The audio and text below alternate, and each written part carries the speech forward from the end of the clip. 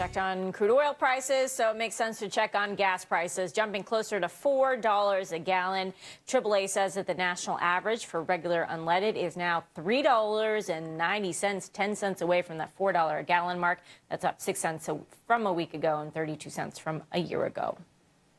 Well, the markets have been really lately very worried about China's growth, and our next guest says that shouldn't really be a concern. Instead, she says we should actually be focused on learning from China, especially when it comes to testing out new policy. Joining us now, Ann Lee, a senior fellow with Demos. And, during the break, Ann, we were talking about the, Americans taking the good and bad from countries. And my question, and I'll ask it here, is there anything good from China? I mean, I say that tongue-in-cheek to a certain degree, but really, we think about a communist nation, central planning, ripping off IT technology. Yeah. So whenever you talk China, and I marvel at their economic growth, I think we all do, what are they doing that we actually should be copying?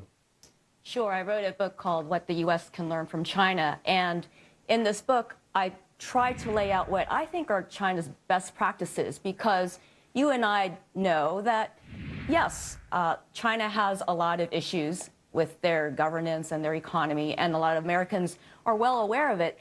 What doesn't get talked about enough, I think, are some of the things that they do right, because clearly they wouldn't have achieved such enormous economic growth for such a long period of time. It's actually unprecedented in history, without doing some things right. And so those are things I was trying to explain. Can you share a couple of them with us so we'll be able to understand it exactly? Absolutely. So in the Harvard Business School review, I wrote about one idea that I thought we could actually do very well. Copy, in a sense, this idea of special economic zones, which is basically systematic experimentation of different policies. So like corporations, like scientists in a laboratory, where if you have a theory of something, you want to test it out first in controlled situations to see if it is true. And that's what China does well. So before they roll out a policy to the entire nation, they basically will test it out, test drive in different provinces, and then have objective observers see if it has any unintended consequences, whether they need to tweak it before they make it a national policy. So where do you see the parallels drawn in terms of that sort of more specialized approach, local approach to rolling out things? What are some of the ways that we can carry out that sort of experimentation?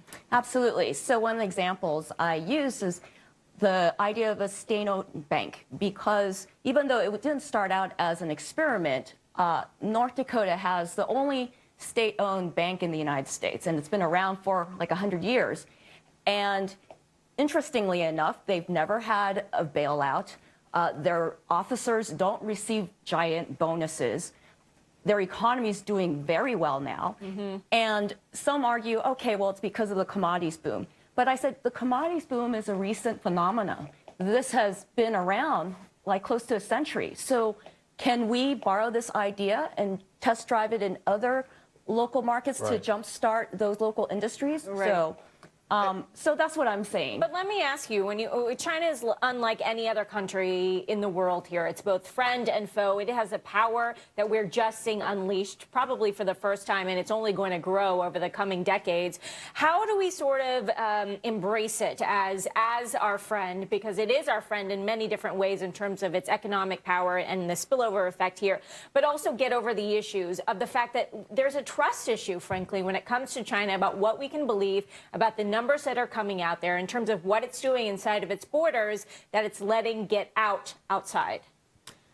Sure. There are no countries in the world where we wouldn't have some issues with. But if you can treat China as a friend, then we can negotiate on a whole number of things and try to make sure that the way we work together will be conducive to the benefit of both countries. And yes, there might be trust issues, but I think that there were trust issues with the United Kingdom, with so many other countries before, and we learned to get over that through, various diplomatic negotiations. And as long as you keep that dialogue and you try to align your incentives along foreign policy, economics. I think, though, Ann, to be quite frank with you, ultimately, I think we're going to have to do that because of how large they are becoming. And hopefully it won't be. Hopefully it'll be a smooth transition into a better relationship, and maybe work like yours will help that out. Thank you very much, Ann Lee from Demos. We appreciate it. Thank you so much. Okay.